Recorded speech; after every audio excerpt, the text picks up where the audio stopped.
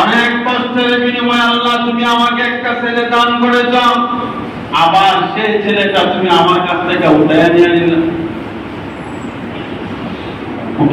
নিলে, তখন ডাইকে বলেন আদিশ্বর থেকে আওয়াজ আসতেছে, আদিশ্বর থেকে আওয়াজ আসতেছে, আমেনা তোমার ছেলেকে কেউ নেয় নাই, নিবেও না। এই পৃথিবীর যত মাখলুকাত আছে, এই পৃথিবীতে আল্লাহ একটা কোরআন দেওয়ার জন্য জিবরাইল আলাইহিস সালাতু ওয়াস সালামের কোলের মধ্যে আল্লাহ পৃথিবীটা ভ্রমণ করার জন্য পাঠাইছেন। সুবহানাল্লাহ, সুবহানাল্লাহ। এই কাজটা আমরা আমার জীবনে কেন করতেছি আপনারা জানেন? দেখা হ্যাঁ, এই মত ও ওয়া সালে না সিল্লাম দিলে ফুকি মাথা তার ভাকান ভাল লাগে, কেউ কথা বলা মিথ্যা কথা, সিল্লাম দিতেছে না ফুকি তার বাজে না, এত ডাকি দেয় সিল্লাম দিবার লাগে, এই কাম ভ্রমণ করবো কথা ঠিক না বেটে?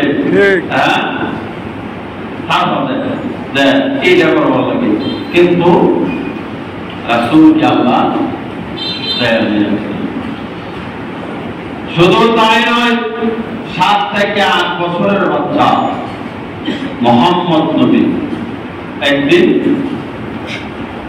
3 পাহাড়ের আড়ালে মুহাম্মদ নবী নীরবে পয়সা চোখের পানি জর্জর করে বলা যাচ্ছে। সুবহানাল্লাহ, সুবহানাল্লাহ। এখানে বর্তমানে 3 মসজিদের জায়গা।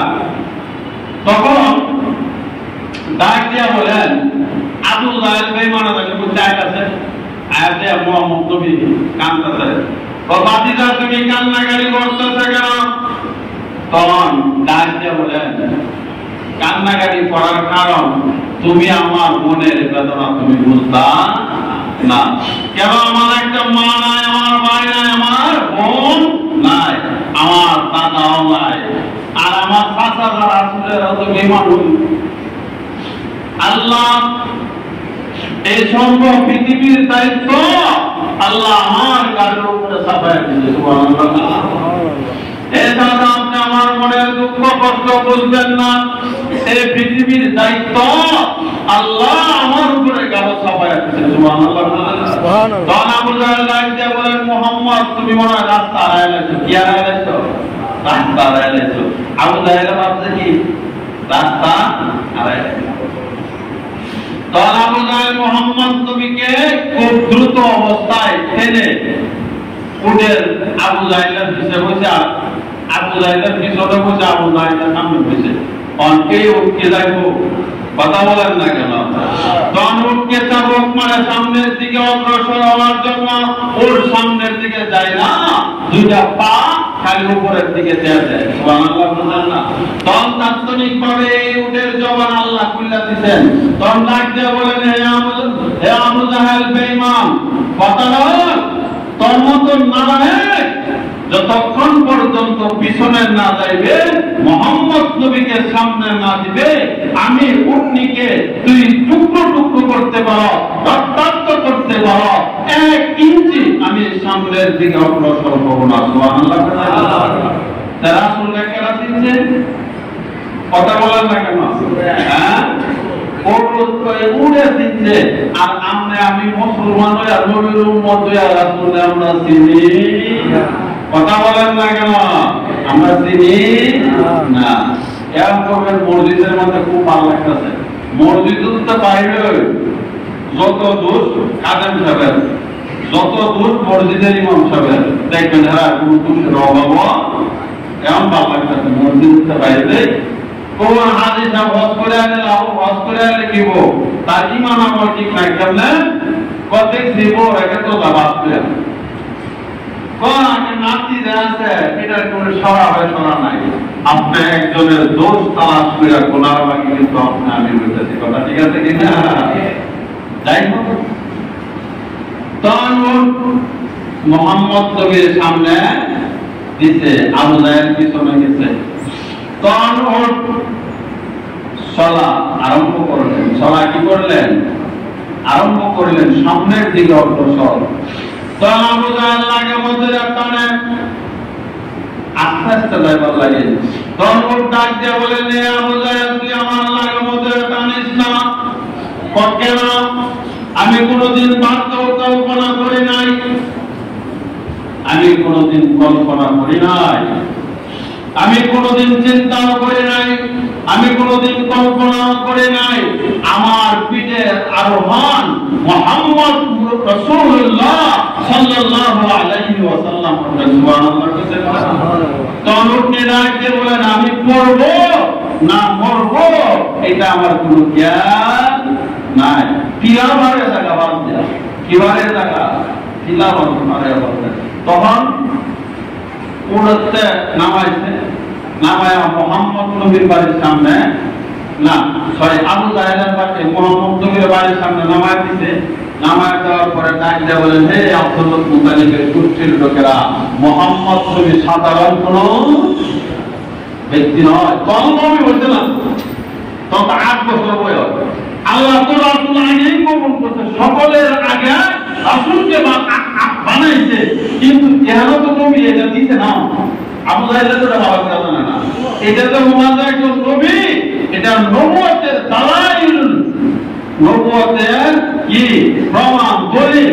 আবু জাহেল নিজে বলতেছে এটা হতেন না, এই আব্দুল মুতালিবের গোষ্ঠীর লোকেরা এটা সাধারণ কোন ছেলে নয়, এই ছেলেকে তোমরা খেয়াল রাখো, তোমাদের ভবিষ্যৎবাণী উজ্জ্বল করবো। সুবহানাল্লাহ। এটা কার কথা? আবু জাহেলের কথা। তখন চলে গেলেন। যখন নবী দুনিয়াতে আগমন করলেন, করার পরে আবু তালিবের একজন দাসী ছিল। এই নবীর জন্ম খুশি দেখাবার কারণে এই দাসীকে মুক্ত করে দিতে। সুবহানাল্লাহ। কি করে দিতে? মুক্ত করে দিতে 2 আঙ্গুলের ইশারার দ্বারা।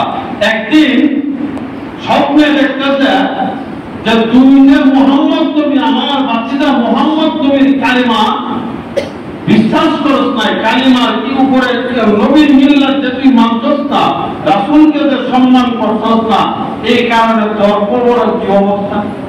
সুবহানাল্লাহ। পায়া আব্বাস স্বপ্ন দেখতেছে, স্বপ্নে দেখতেছে তোর ডাক দিয়ে অন্য অন্য ব্যক্তির মতো আমারও শাস্তি দেয়, কিন্তু একটা জিনিস আল্লাহ আমাদের দেয়, তখন আমার দেহটা একটু আরাম হয়। আমি যে রাসূলের জন্মকে আগমনকে সম্মানিত করছিলাম, যে 2 আঙ্গুলের ইশারার দ্বারা দাসীকে মুক্ত করে দিয়েছিলাম নবীর আগমন উপলক্ষে, প্রতি সোমবার হয়তো বা শুক্রবার আমাকে যে জান্নাতের যে পানি দেয়, এই 2 আঙ্গুল দ্বারা আমি যে দাসীকে মুক্ত করছিলাম 2 আঙ্গুলের ইশারার দ্বারা, এটা যে একটু পানি দেয়, এই পানিটা আমি সুস্বা খাওয়ার পরে আমার দেহটা একটু পরিবর্তন হয়ে যাবে। সুবহানাল্লাহ। এই নবী দুনিয়াতে আসলেন 12 রবিউল আউয়াল সোমবার, না দিন না রাত, না দিন না রাত। রাসূলকে জিজ্ঞাসা করেন যে আপনি এই দিন রোজা রাখেন কেন? তো বলেন আমার সম্মান এবং আমার দেওয়াকে আমি রোজার মাধ্যমে সম্মান দান করি। সুবহানাল্লাহ। তাইলে আমরা আপনারা এখানে যারা সলাবিত্তভাবে আমরা আপনারা এখানে যারা আসলাম এবং আমরা আপনারা এখানে যারা আসলাম, এই রবিউল আউয়াল মাস 16 তারিখ আগামী সোমবার পড়ছে 12 রবিউল আউয়াল, এটা হলো নবীর আগমনের মাস। কথা ঠিক আছে না? কথা ঠিক আছে না? আমরা আপনারা যারা আসছি এবং দুনিয়া থেকে সকলকে চলে যাইতে হবে, এই দুনিয়ার গাড়িতে আমরা কেউ থাকতে পারবো না, এবং মুখে মুখে কই রাসূলের মহব্বত ভালোবাসা, কিন্তু রাসূলকে আমরা সম্মান ইজ্জত আমরা করি না। কথা ঠিক আছে না? এই জন্য অতএব কবরের সঙ্গী কেউ হবে না, আপনার সঙ্গী কেউ হবে না, আমার সঙ্গী কেউ হবে না, অমুকের সঙ্গী কেউ হবে না, যে আমরা রাসূলুল্লাহ আদর্শ অনুযায়ী জীবন যাপন যদি করতে পারি, তাহলে আল্লাহ বলেন দুনিয়ার মধ্যেও তুমি মুক্ত, পরকালেও মুক্ত। কথা ঠিক আছে কিনা? এই জন্য আল্লাহ আপনাকে আমাকে সকলকে এইগুলা বোঝার তৌফিক দান করে দেও।